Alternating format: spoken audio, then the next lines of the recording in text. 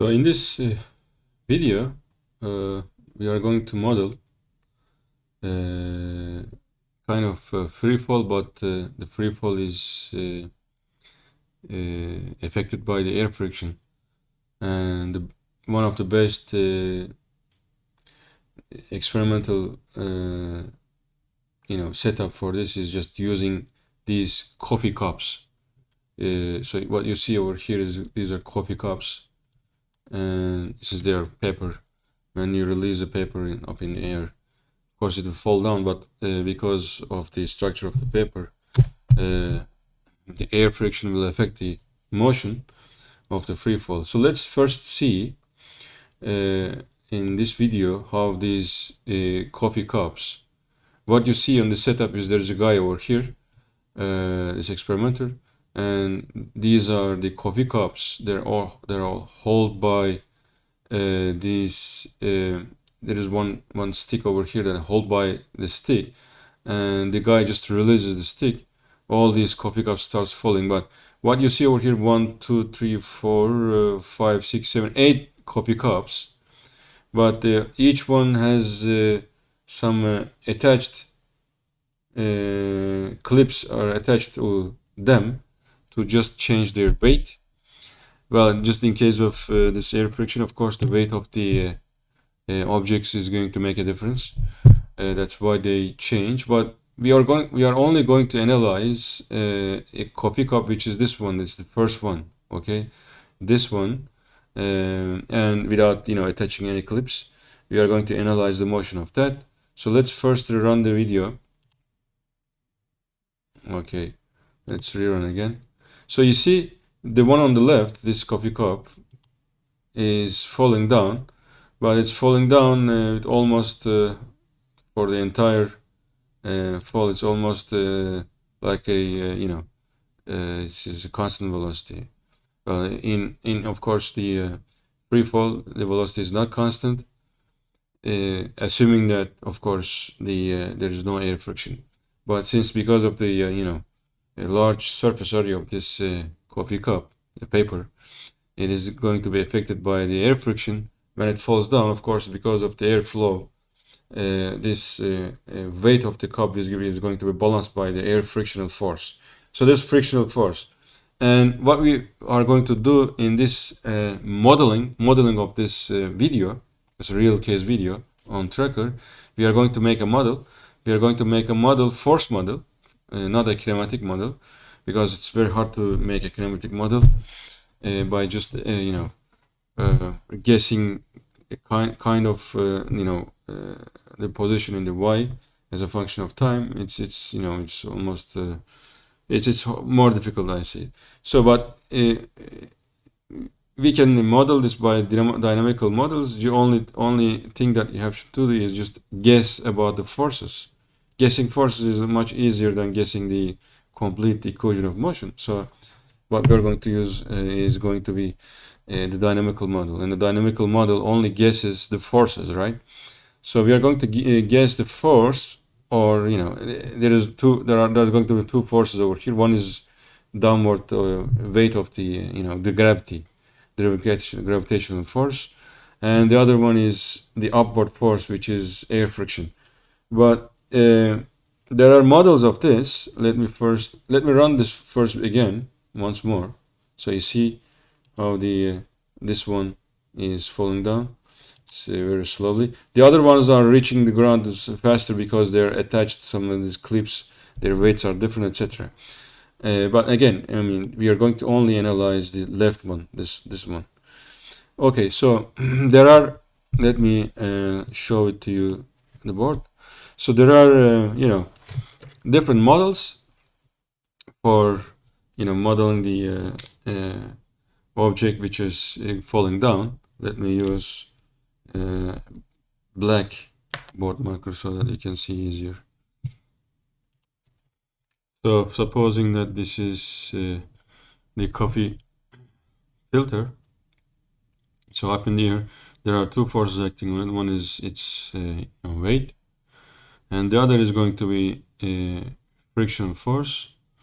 So there are models of air friction The one is that at any time the coffee cup will have some velocity, but we know that if you just run faster in the air, in the atmosphere, just you're faster you run, you get larger the effect of wind on your face. So that means that it will depend on the velocity, right? Velocity of moving object. If the object moves faster, that means there will be more stronger air, flowing against it. So that means that the force is going to be depending on velocity. But is it linear dependence or some power dependence?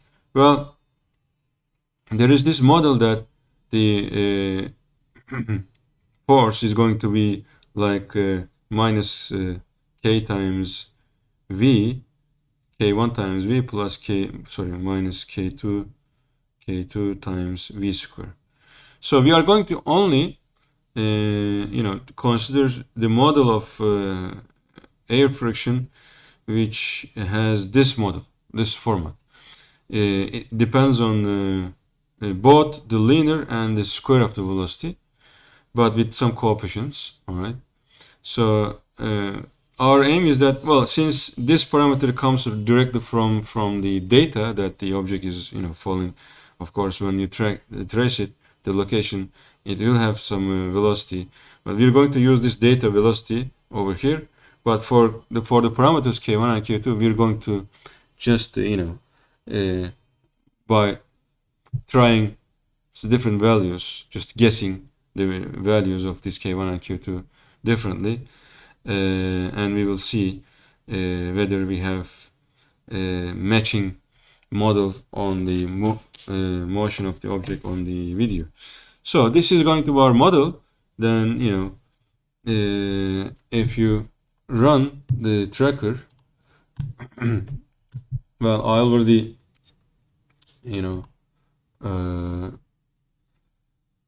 run the tracker, so, and I already collected the data. What I have done is just what I have done is at every frame. By the way, I just run the frames 2 by 2, because if I run the frame 1 by 1, there are many frames, so I just skip every one of the frame. There's going to be a very high number of data, so it's difficult to show on the video all this data. Let me get rid of this. Okay, so again, okay, so then this is when you just upload this video into Tracker, then you run it, you get of course the video. Well, let me enlarge this a little bit, because the region of the video. So this is the video, and let me run this first. So as you see over here, only I collected the raw data of this leftmost of the coffee cup, which has no any clips attached to it. So if I run it frame by frame, then what you see is let me just switch to message. Okay, so you see these triangle symbols. Let me also change the track. Sorry, no, or this one. Okay,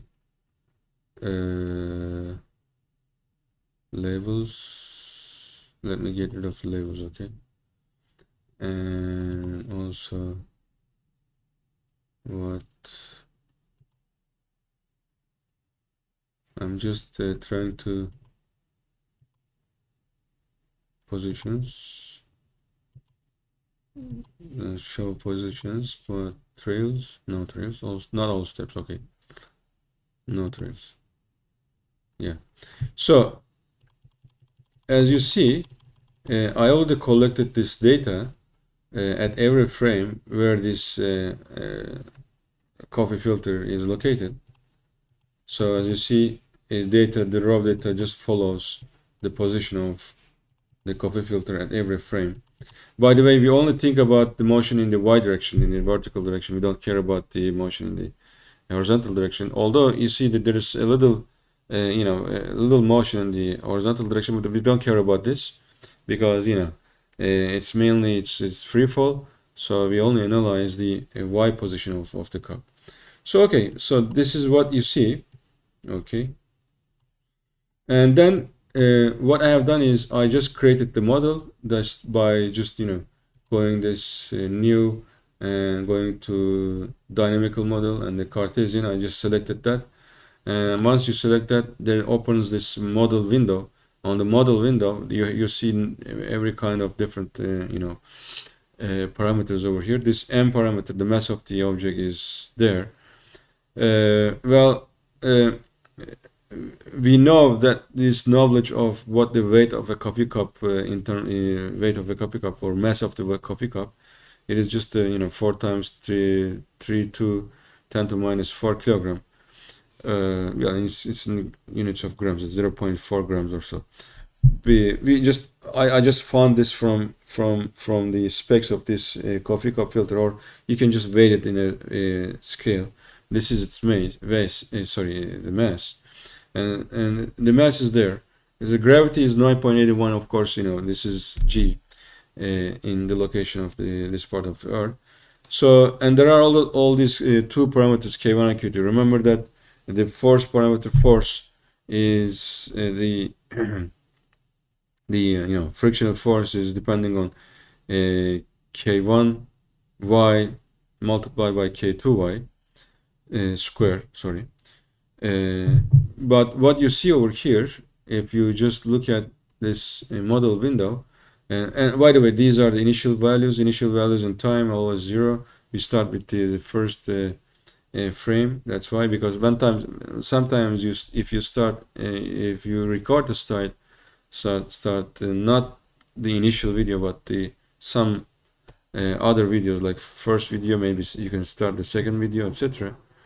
In that case, you should adjust this initial value on time properly. But for the time being, for this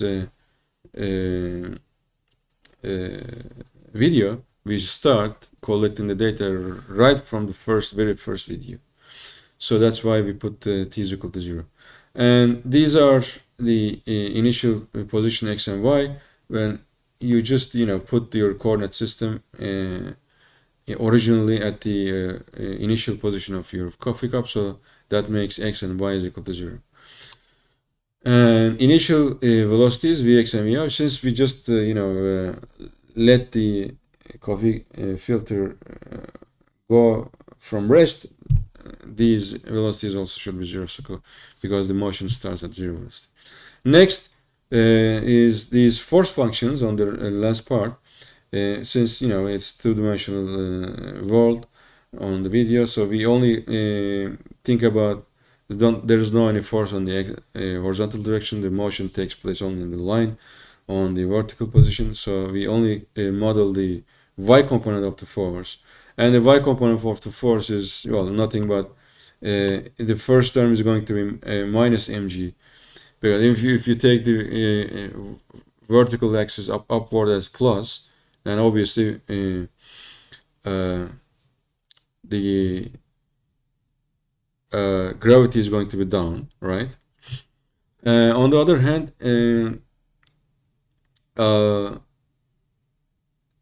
the rest of the force function is going to be about the frictional force, right?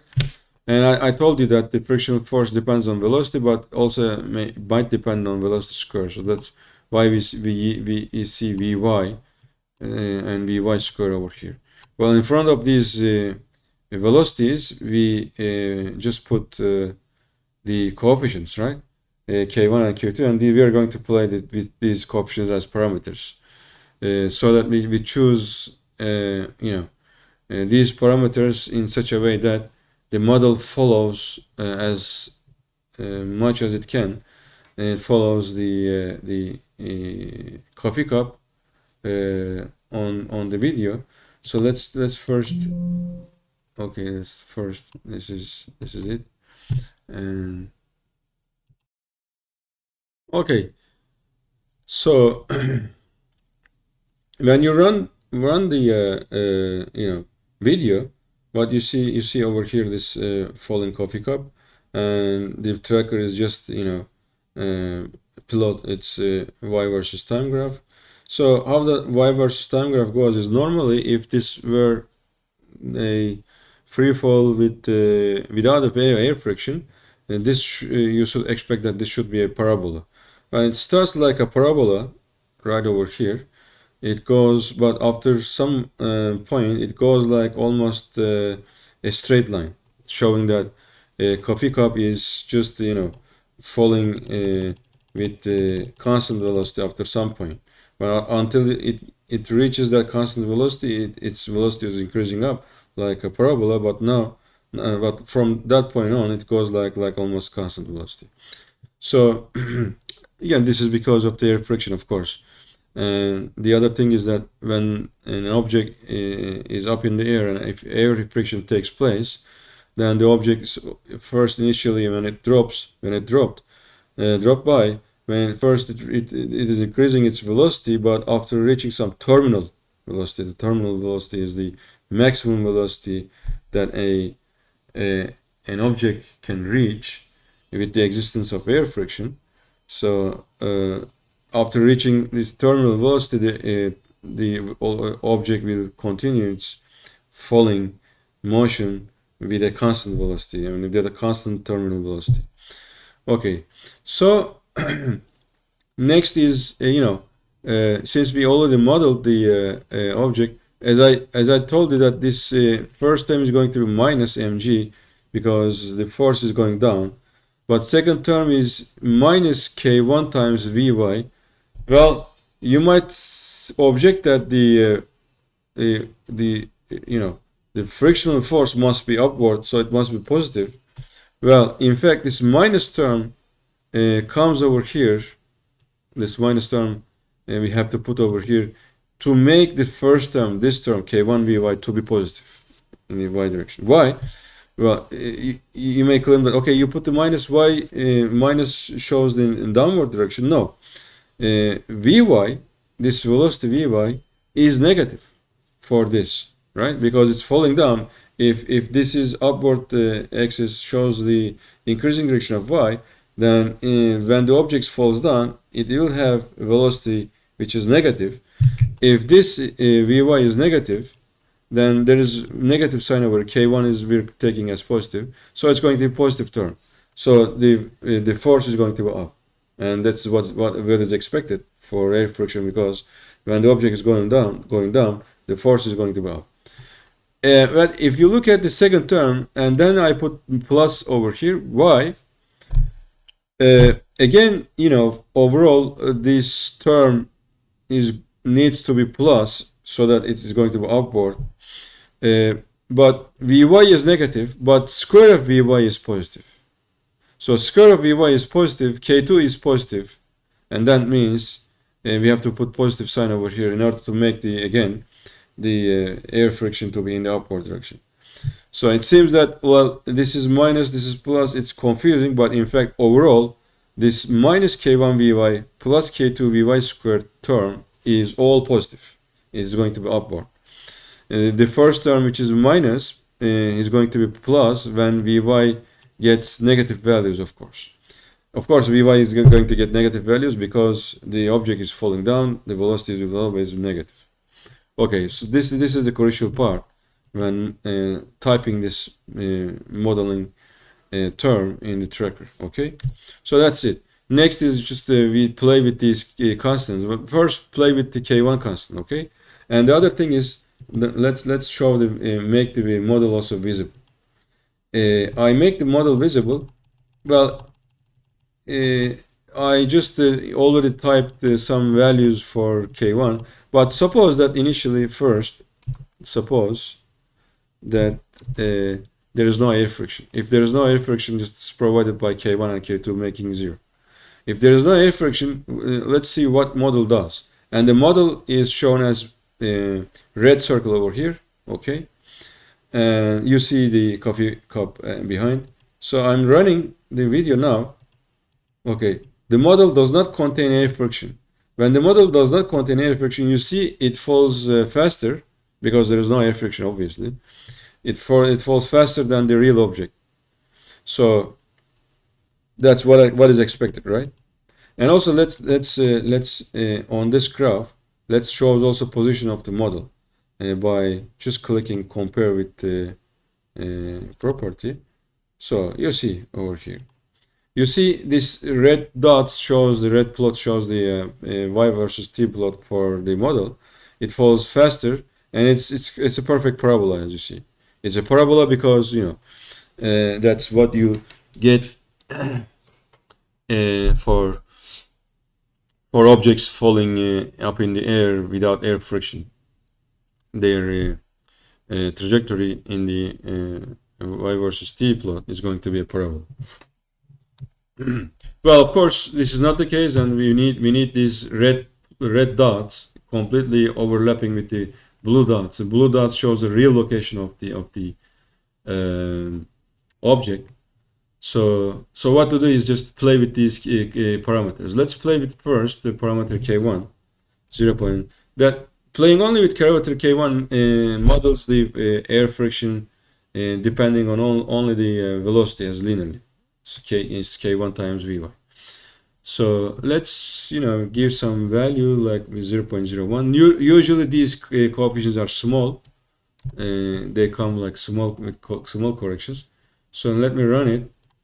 All right. So now, well, it seems that this even 0.01 is a very large number, because when I put 0.01, what happens over here is model just falls behind the real object. That means a lot of air friction. So you have to decrease this air friction by just making this k1 parameter smaller, right? Let's make it 10 times smaller. 0, 1. Let's see what happens. Okay, so what happens is that now 0.01 becomes small. Why? Because as you see now the model particle falls faster than the object. That means our model models the air friction smaller than it needs to be, smaller than its real value. So I have to increase this. Let's increase this and 1 to be 2. Okay, and run the. Okay, now it is coming closer. So these again, these red dots are the dots for the model. You see for the model that initially the model is speeding up, and after some point the speed is just constant because it's a straight line. But after somewhere like over here, it is parabola. It means that it is increasing its speed in the downward direction. But after some point, there is no any increase. The y versus time graph becomes just linear. So that means it shows that that shows that the velocity is going to be constant. But again, this shows that the model particle goes faster than the real object, so that we need to increase this k1 parameter further. Let's make this then 3. Okay, now it comes closer and closer. Now what is again still going faster. So what about 31? Okay, now you see what is getting closer and closer. So our model is getting better and better. So all you do is just play with these numbers. Let's make it 2, 32. Now it's getting closer. Okay, what about 33? Well, it's almost there. But, well, for these points, it completely overlaps. For the points, initial points, for first, like from 1, 2, 3, 4 points, it is again very successfully overlapping. But these parts, this part and this part, it seems like a little off. Maybe make this 4. No, it's not going to help. Okay, increasing that further, not going to help. So let's stay this with 33. Okay, 0.0033.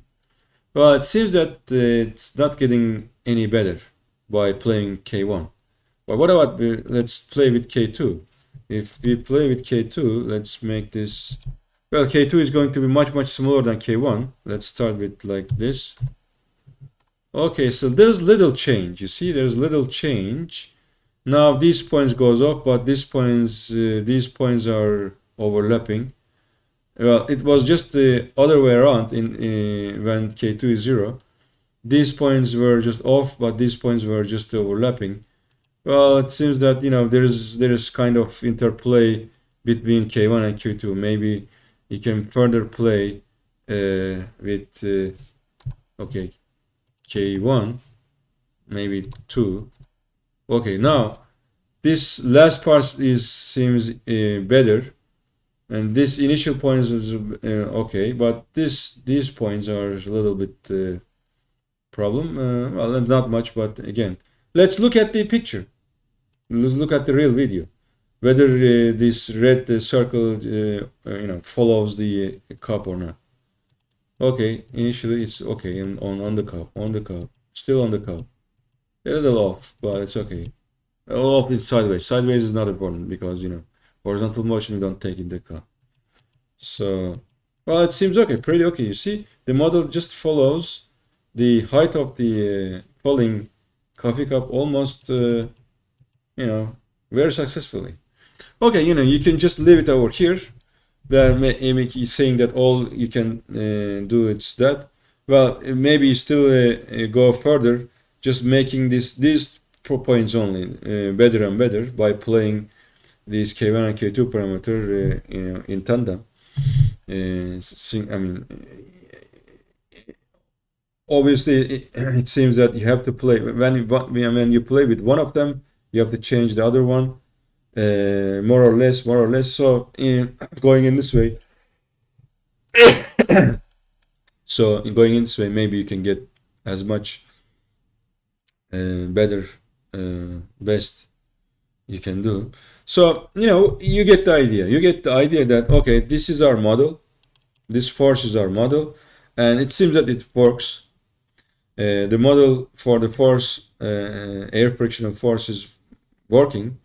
If we just model the air friction as depending on both Vy and Vy square by choosing appropriate parameters K1 and K2, it seems that it works because, you know, you see, the model just follows the real object on the video. So that's it. I mean, this is how we model in one dimension, in free fall, one-dimensional motion of objects where the objects are facing some air friction.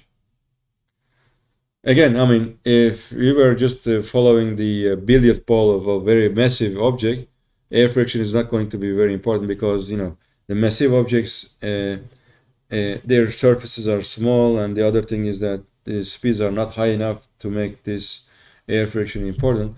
So we choose an appropriate object for that, and the best appropriate object for just analyzing the effect of air friction is just using a paper coffee cup filter. Okay, so that's it. This is it, and we just model how that the air friction can be modeled by using the velocity dependence both in the linear and the square, and appropriately choosing these parameters. We just modeled the fall of a coffee cup filter, real coffee cup filter fall up in the air by just, you know, modeling a nice force, okay, expression.